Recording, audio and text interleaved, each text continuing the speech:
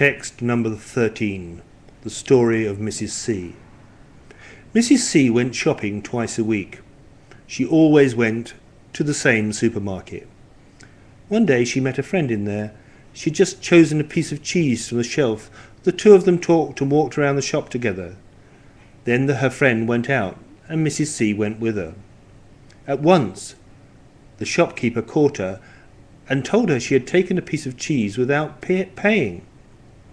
Mrs. C was shocked, and while she was trying to explain what had happened outside the shop, people stopped to see what was happening. Mrs. C knew many of them and felt very ashamed. She said she would pay for it at once, but the shopkeeper called the police. A police car came to the shop and she was taken away. When she got to the police station, she was questioned for 3 hours. After this, she was charged and told she would have to go to court. During the next week, Mrs. C stayed inside her house in a state of shock. She drank black coffee and took pills all the time. After only 7 days, she had lost 14 pounds in weight. The doctor saw her and told her not to fight in court. "Say you did it and get it over," he said. He was afraid that she would have a heart attack. In a way, the story had a happy ending, because the judge listened to her story and just told her to go home and forget about it. She was free. But Mrs. C is not the same woman. A whole year after this, she is still afraid to go out. She will not go into the shops. She is afraid of what people think about her. Text number 15. She does her best.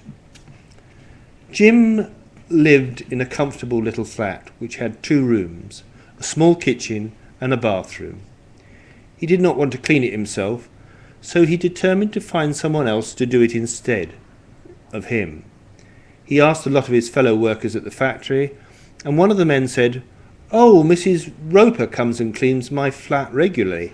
She washes the dishes, irons my shirts, and keeps the place neat and tidy and so on. I'll introduce you to her, if you like. She's a charming old lady. She does her best, but she hasn't got much energy." So the next evening Mr. Roper came to see him, and she agreed with pleasure to come to his flat every morning for an hour. After she'd been working for Jim for 2 weeks, he looked at the mirror in his bedroom and thought, "That mirror looks very dusty. Mrs. Roper's forgotten to clean it. I can write on it with my finger." He wrote a message in the dust. "I am coughing whenever I breathe because everything in this room is very dusty." He came home at 7 o'clock that evening, and when he had eaten his supper, he went to the bedroom and looked at the mirror. "That silly old woman still hasn't cleaned it," he said to himself. "All it needs is a cloth."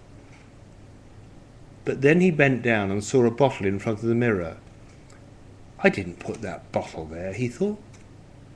"Mrs. Roper must have left it." He picked the bottle up and looked at it carefully. She had written some words on it. He read the words. They were cough medicine.